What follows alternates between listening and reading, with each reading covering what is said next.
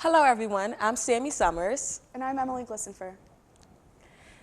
Today we have a great show where we'll be visiting downtown Dog Park, exploring the magic on South Street, looking at the amazing culture of Chinatown, and finding the true victor between Pat's and Gino's cheesesteak. We'll also test local explorers and hawks on Quizzadelphia and learn about how one local fraternity goes above and beyond for one local elementary school. Stay tuned.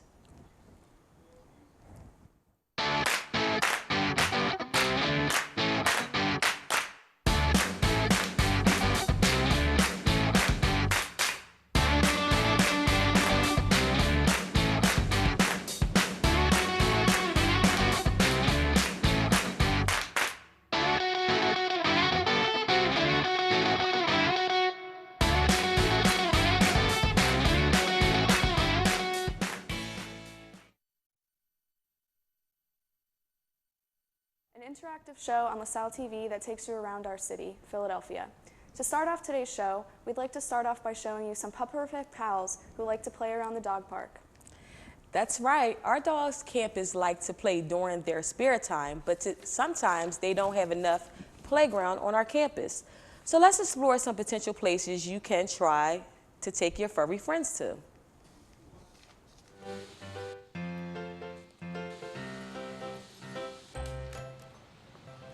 All dogs want to do is have fun, and how can they have fun if they're not given the proper playground for them to run around and play?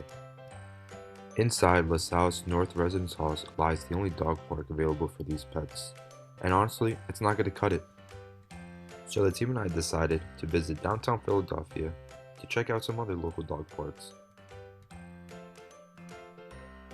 On 4117 Mitchell Street, you'll be able to find Roxborough Dog Park. What was once a vacant lot, members of Philadelphia's community decided that it was best to turn this lot into Roxborough's Dog Park.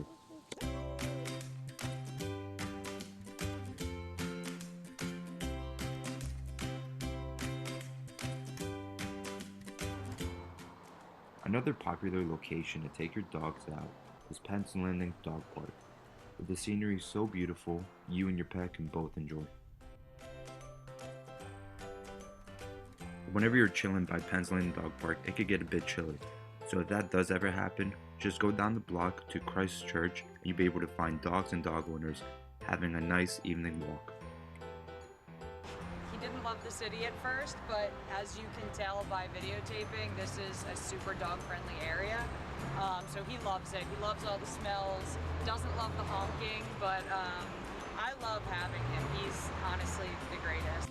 So if you're ever around the area, come visit these places for a night. That was the cutest thing I've ever seen. Who knew that Center City offered places for humans and dogs to enjoy at the same time? Agreed.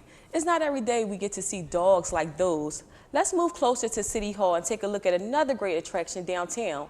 But this one is for the owners, not the dogs. So Emily, do you like magic? I love magic. Well, what if I told you there was a garden filled with magic? And get this, it's called Magic Gardens. Interesting title. By the name alone, that sounds like a place where one could find some exotic plants for sure. Well, not quite. The Magic Gardens is actually a mosaic art gallery spanning a whole three-city lot. An art exhibit that big? Color me impressed. It must have had more than one contributor to fill in that kind of space. Well, prepare to be more impressed. I heard that this project was one of the creative minds that has his ambition to make something amazing out of just a few rented homes. But you said it was mosaic art. What kind of stuff is in this exhibit made of? I heard it was crafted from a variety of items, from china plates to bike tires. The process took just about 14 years to complete. This keeps getting better and better. It's hard to believe someone could do all that on their own. I'll have to see it to believe it. Well, we're in for a big surprise. Let's see what our store got in store for us. You said it. Let's check out what's in the Magic Gardens.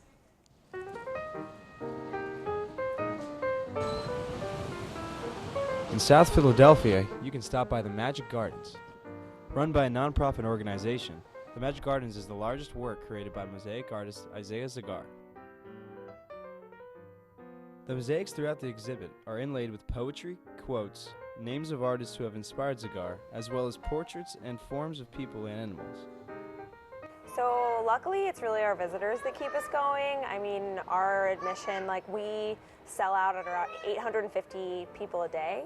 So just our general admission helps us a lot, but people also donate too. So a big part of the space is like preserving it because it's a very unconventional art space. So we get a lot of donations to help us with preservation as well. Though guests are surrounded by art, there are plenty of seats to take in order to enjoy the view and the many ceramic statues.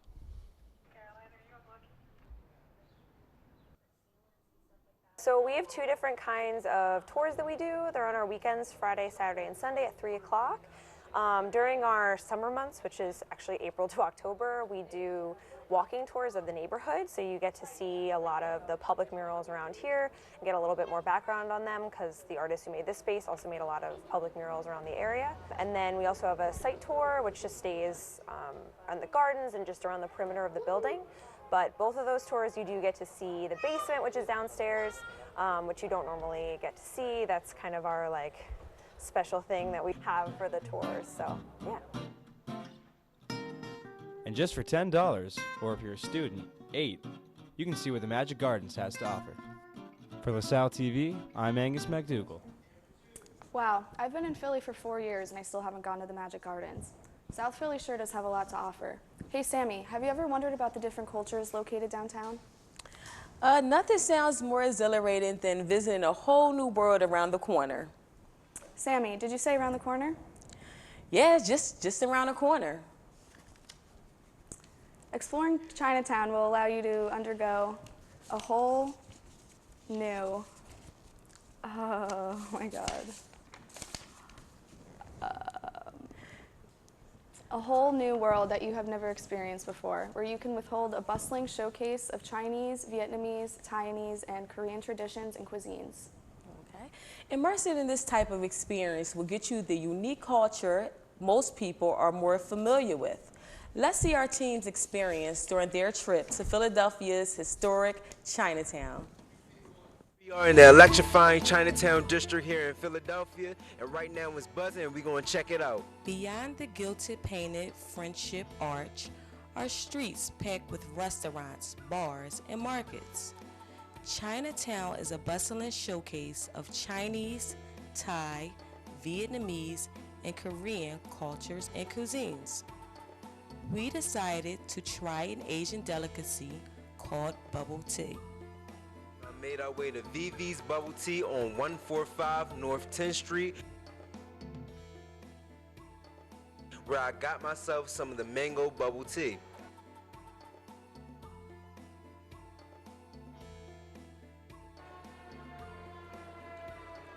Come here, VV's Bubble Tea, 145 North 10th Street. You get this amazing bubble tea. Indeed, that bubble tea was delightful. So, we decided to check out all the amazing ceramics, sculptures, and art here in Chinatown. This neighborhood features festivals and events and have a wide selection of Asian cuisines. We visited the markets and wondered where we could go for food and fun. Here we are in Chinatown Square, where we have many things to do such as eat, and also we can do karaoke. So we're gonna go and check it out. Chinatown Square, a food hall that housed 12 different venues, including a karaoke bar, a Korean restaurant, and a vape bar where you could play video games. Access karaoke weren't open at that time. However, we were able to tour the private rooms that offer bottle service. We even got the thumbs up to return for fun. So today, we went to Chinatown, saw some amazing sights. We tried bubble tea, we went to Chinatown Square, and also we tried some tango and karaoke. Unfortunately, they wasn't open, but hey, we saw some amazing sights anyway. That was such a blast. The crew and I had such a great time trying the world's famous bubble tea and learning about so many different culturalistic facts about their area. You're right, Sammy. That bubble tea did look good. Maybe a little too good for my liking. What do you mean? Yeah, I tried the bubble tea, but it wasn't good as I expected. I'm all in for trying out new foods, but there's just one thing that I crave more, a Philly cheesesteak. Oh, Emily, don't get me started. Now, the most important question is, a cheesesteak from where? There are plenty of great cheesesteak places located around town, but I can't decide between some of the Philly's favorites, Pat's or Geno's. Well, I know I'd rather try to understand rocket science than pick from those places. Well, hold that thought, because let's see what people had to say about Pat's versus Geno's. Pat's and Geno's, two staple cheesesteak restaurants in the city to first introduce cheesesteaks to the world, Philadelphia. While one shop may have a much longer standing history than the other, one thing is for sure. Them being located directly across the street from each other gives them the reputation for being the most well-known and competitive cheesesteak joints in the city. Yeah, the competing cheesesteak corners are like a mecca of cheesesteaks in Philly. So all like celebrities that come into town, especially like touring musicians, tend to like stop their tour buses here, grab a cheesesteak, and they make sure to like grab pictures from everybody. Crumbum wants to be on camera too. Pat's is the shop solely responsible for the concept and creation of the Philadelphia cheesesteak. The restaurant was originally opened as a hot dog shop, until one day in 1933, a cab driver saw the cooks enjoying thinly sliced beef and melted cheese on a hoagie bun. He asked for a bite himself, and upon tasting, urged Pat's to start selling what we know today as the Philadelphia cheesesteak. Geno's was founded decades later in 1966, and wasn't projected to do very well, being right across the street from the ultimate competitor. Though, to this day, Pat's and Geno's continue to draw crowds from tourists and locals alike, many seeking to compare cheesesteaks from both shops to decide which they think is best. So we're down here in South Philly in front of Pat's and Geno's Steaks, and we're gonna interview people to find out which one is better. I like Geno's better over Pat's because their meat's better, their steak is better. Honestly, Pat's is a hell of a lot better than Geno's, just saying. It's a hell of a lot better. Pat's or Geno's? Geno's! Pat's! Geno's is better because their whiz is better and their meat is better too. So 2 years ago, we went to Geno's and we were like, we're from South Carolina, by the way. We went to Geno's. We tried, I was like, let's try Geno's. I know for me, it was dry and I would not get it again. We went to Pat's. It was the Pat's best. was fully loaded and it was messy. Messy. Yes. Yes. Clearly there are some differing opinions about which is better, but come down to 9th and Passyunk and form your own opinion. Both are open 24/7, 7 days a week. They both look so good. My mouth is watering just thinking about it.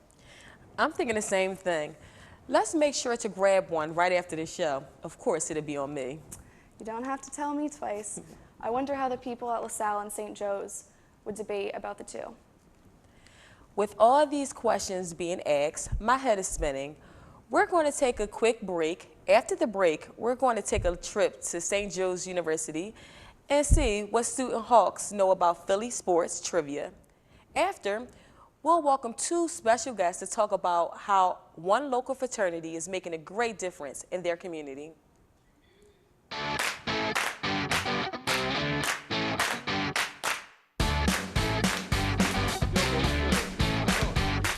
Doing good. How you doing? When you start smoking? Smoking? It's a Juul, bro. It's a Juul? Yeah. Listen, you might as well be smoking cigarettes. When you start juuling or vaping, you're 4 times more likely to start smoking cigarettes. Is that true? That's very true.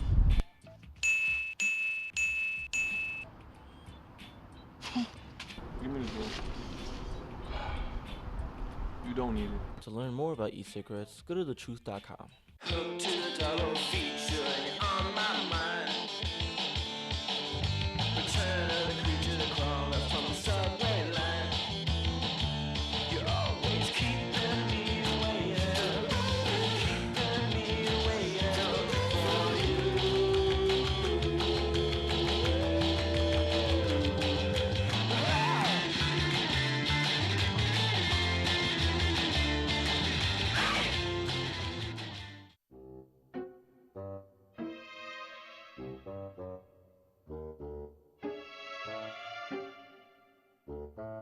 When you miss an episode of Q&A,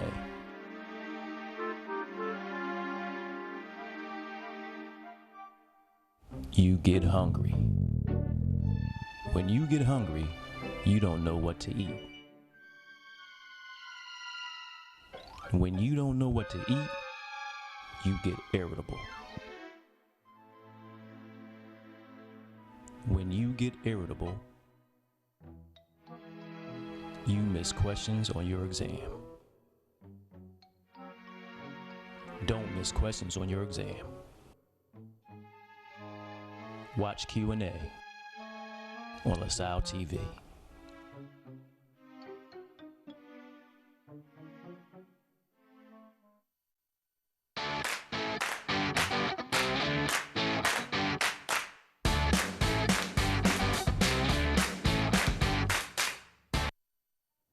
Welcome back. Although the controversy of cheesesteaks is still in the air, I wonder how St. Joe's and LaSalle would answer Philly sports trivia. Good point. For all we know, the students of St. Joe's might favor their campus cheesesteak at Larry's. Exactly. Let's tune in with our reporter in the field, Don Vasper, as he challenges the Explorers and Hawks on this week's Slam Dunk edition of Quizadelphia.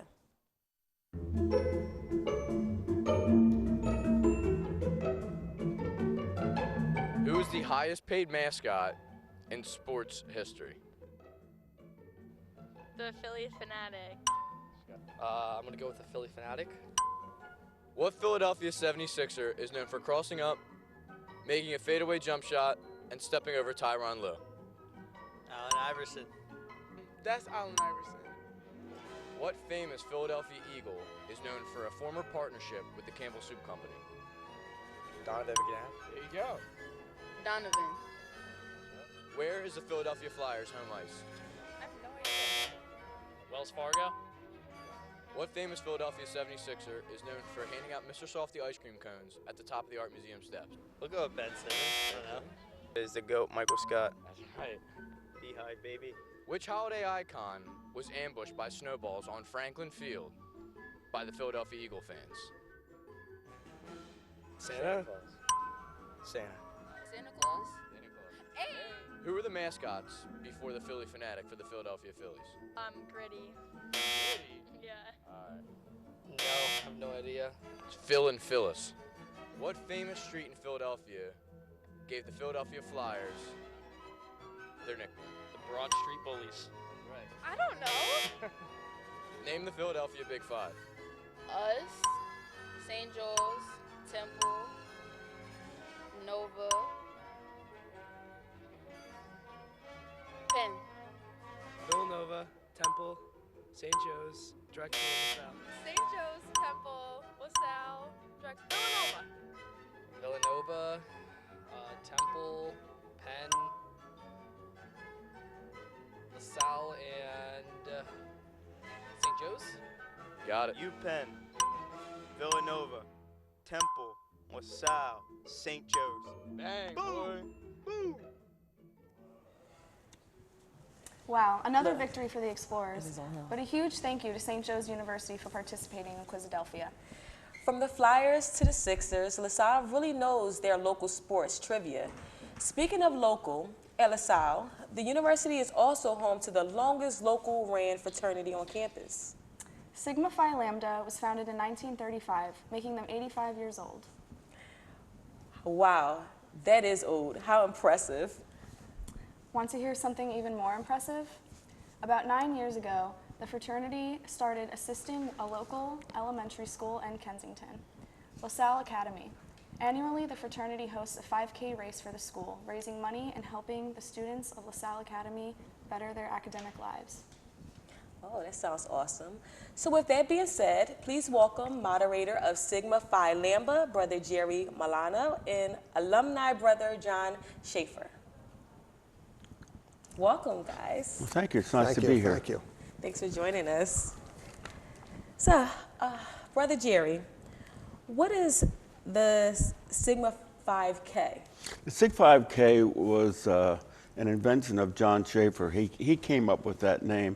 The name of the fraternity is Sigma Phi Lambda. So John shortened, kind of combined a 5K with Sig. So we got the Sig 5, P-H-I-V-E-K, and it's pretty cute. Yeah. And it seems to have caught on. Now we just call it the 5K. So it's been around for 9 years and it's catching on. Okay. So John, how did the 5K start? So about 10 years ago, I'd been running a little bit and working at another graduate school, San Miguel in Camden. When that school had closed, I started going over to Salle Academy, which is what we're talking about here. And I had been running 5Ks. And as I was out there doing it, that combined with my being an alumni of LaSalle University and an alumni of the fraternity, thought that it would be an opportunity to show just how great Sigma Phi Lambda is and the gentlemen that are in there can be. So I met with Brother Jerry 10 years ago and talked to him about the idea of putting together a 5K that could benefit a group of students at a special school, a graduate school in Kensington that would really enable these kids to have equal footing with a donation. And from there, we set out the first year, very kind of small, humbly, the first year, and came up with the first run. Raised about $6,000, which was tremendous when you think about a 5K. That's not usually something that you can see in a 5K, raising that much money. And since then, it's grown. And last year, we raised over $30,000 for the school. That's an amazing feat when you look at 5Ks and the young men in the fraternity putting it together. Awesome. How has the 5K been successful? How do you keep up the momentum of getting people interested in? What I like about the 5K is it's just ours. We're not getting instructions from some national office or something. So every year is, some of it's the same, but a lot of it is new. And fortunately, the guys that are doing it have a sense of competition. So last year it was 30,000. So this year the guys want to hit 33,000. So they keep pushing each other, and that's helped. And they just find new ways of finding money for the cause. And it's certainly, the school now counts on us for their computer equipment. We are part of their budget. So last year, you see the students, using the equipment in class, using their iPads during classes. That's heartening, because they're great little kids. The classes are small. There's just 15 in a class. School year is long. It has about 70 more days in the public schools. And the day is long. It goes from about 8 to about 5. And the last hour is tutoring and activities. So, music and art and things like that.